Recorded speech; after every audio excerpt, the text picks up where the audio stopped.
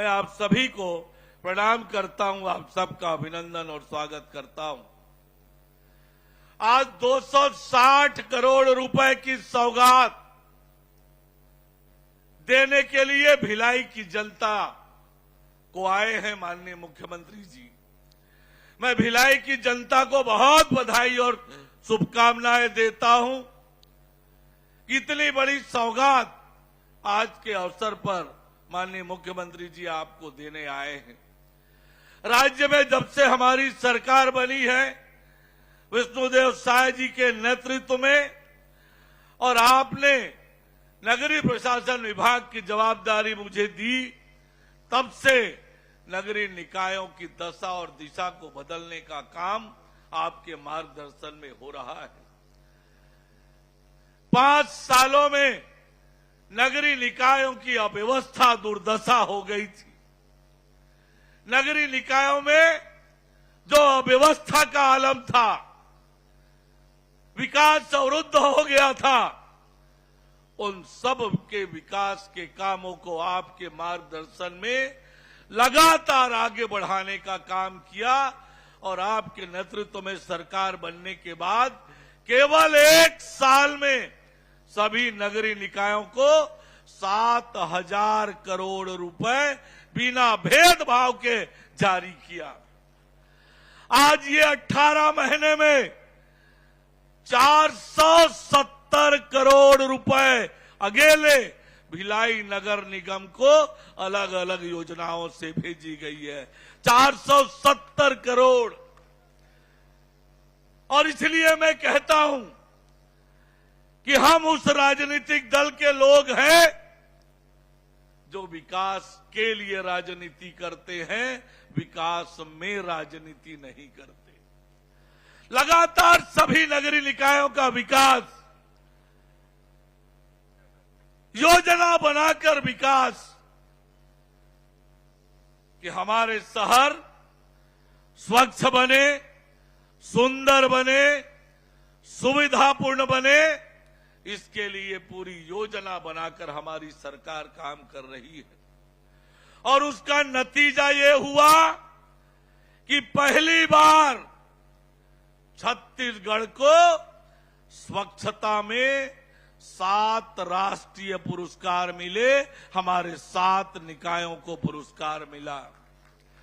6 निकायों को राष्ट्रपति जी से और 1 निकाय को केंद्रीय मंत्री जी से पुरस्कार मिला।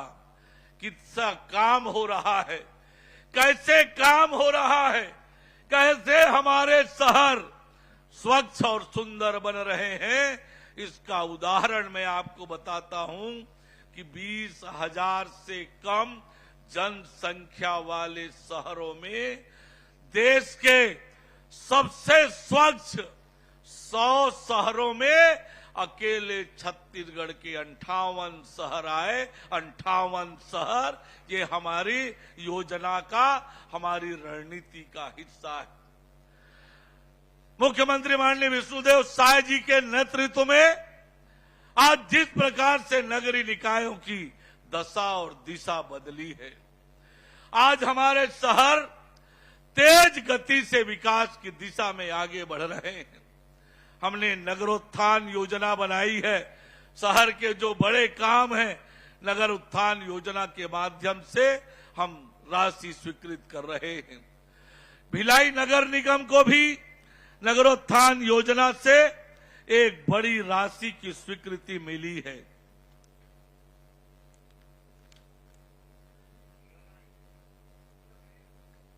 ₹25 करोड़ रुपए की राशि नगरोत्थान योजना से अकेले मिली है। अधोसंरचना से 38 करोड़ रुपए की राशि हमने दी है। 15वें वित्त के 67 करोड़ की राशि हमने दी है।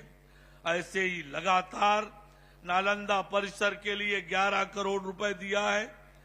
अमृत मिशन एसटीपी का निर्माण हो रहा है, उसके लिए 274 करोड़ रुपए की स्वीकृति है।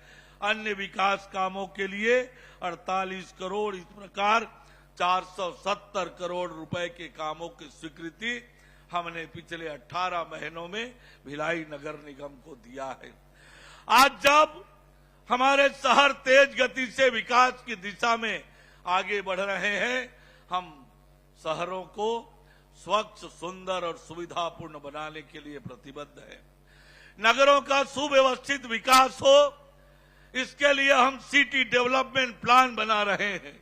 शहरों का सुव्यवस्थित विकास सिटी डेवलपमेंट प्लान के माध्यम से हम कर रहे हैं। हमारे शहर स्वच्छ बने, सुंदर बने, सुविधापूर्ण बने, इसके लिए माननीय मुख्यमंत्री जी के मार्गदर्शन में लगातार काम हो रहा है। जो मांगे आई है, मैं आपको कह सकता हूं कि विष्णुदेव साय जी की सरकार है। काम तो कैसे कर रही है आपको पता है ना, देख लिया आपने। 470 करोड़ कैसे काम कर रही है भाई विष्णुदेव साय जी की सरकार। जोर से बोले कैसे काम कर रही है, जोर से बोले विकास कैसे हो रहा है, भिलाई कैसे आगे बढ़ रहा है, सड़क कैसे बन रहा है, पुल पुलिया कैसे बन रहा है, गरीबों को न्याय कैसे मिल रहा है। साए साए विकास हो रहा है। और माननीय मुख्यमंत्री जी, आज मैं भी आपसे आग्रह करूंगा कि भिलाई की जनता ने जो मांग रखी है, सबको पता है। कहावत वही है, जो मांगो उसी से, जो दे दे खुशी से। पहले तो मांगने का भाई कोई अर्थ नहीं था, मांगने पर भी नहीं मिलता था, वहां उल्टी नदियां बहती थी। यहां राज्य के खजाने का उपयोग राज्य की जनता के लिए हो रहा है। यही विष्णु का सुशासन है और यही हमारे सरकार का संकल्प है। और इसलिए भिलाई के विकास में पैसे की कोई कमी नहीं होगी।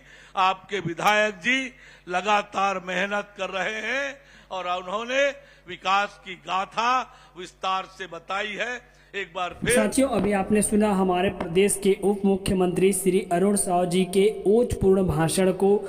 हमें यहाँ पर उप मुख्यमंत्री अरुण साव जी ने बताया कि कैसे छत्तीसगढ़ प्रदेश में भारतीय जनता पार्टी की जो सरकार है वो महज 20 महीने में ही विकास के सभी आयामों को हासिल किया है और जनता को वे सारी सुविधा दी है जो सरकार ने चुनाव से पहले वादा किया था। चाहे वह छत्तीसगढ़ प्रदेश की विवाहित महिला जिनकी आयु 21 वर्ष से अधिक है, उन्हें 1000 रुपये प्रति माह देने के लिए महतारी वंदन योजना की बात हो, या फिर किसानों के हित में किया गया कृषक उन्नति योजना जिसके तहत किसानों से 3100 रुपये प्रति क्विंटल की दर से धान खरीदी जाती है, या फिर 2 वर्ष का बकाया बोनस। सभी हमें योजनाओं के बारे में बताया कि कैसे यहाँ प्रदेश की जनता को सभी गवर्नमेंट की जो स्कीम है उसका लाभ मिल रहा है। छत्तीसगढ़ प्रदेश में 18 लाख से भी अधिक आवास स्वीकृत किए गए हैं, जिसके तहत छत्तीसगढ़ प्रदेश के सभी जो गरीब हैं उन्हें खुद का मकान मिला है। हमें तमाम योजनाओं के बारे में यहाँ पर उप मुख्यमंत्री जी ने बताया है। अब छत्तीसगढ़ प्रदेश के यशस्वी मुख्यमंत्री श्री विष्णुदेव साय हमें आगे और भी महत्वपूर्ण योजनाओं के बारे में बताएंगे कि कैसे छत्तीसगढ़ प्रदेश में सभी योजनाओं का संचालन हो रहा है। अगर आपने महतारी वंदन योजना के लिए आवेदन किया है और आपको इसका लाभ नहीं मिल रहा है, तो साथियों मैं बताना चाहूँगा आपको 31 अगस्त से पहले अपना जो खाता है उसे डीबीटी करा लेना चाहिए। कई लोगों का जो पैसा है वह डीबीटी की वजह से रुका है, तो आपको डीबीटी कराना बहुत ज़रूरी है। अगर आपने आवेदन किया है और इसका लाभ आपको नहीं मिल रहा है तो आप तत्काल अपने नज़दीकी चॉइस सेंटर में जाके आपको जो है डीबीटी कराना होगा अपने खाते को, फिर उसके बाद आपको इसका लाभ मिलना स्टार्ट हो जाएगा। साथ ही हमें आगे मंत्री जी बताएंगे कि कैसे छत्तीसगढ़ प्रदेश की जो 70 लाख से भी अधिक महिलाएं हैं जो इस योजना के लिए आवेदन किए थे और उन्हें अब तक 18वीं किस्त मिल चुकी है और 1 सितंबर से लेकर 5 सितंबर तक फिर से 19वीं किस्त जारी कर दिया जाएगा। चलिए सुनते हैं हमारे प्रदेश के मुख्यमंत्री के भाषण को कि और कौन कौन सी योजनाओं के बारे में हमें बताएंगे।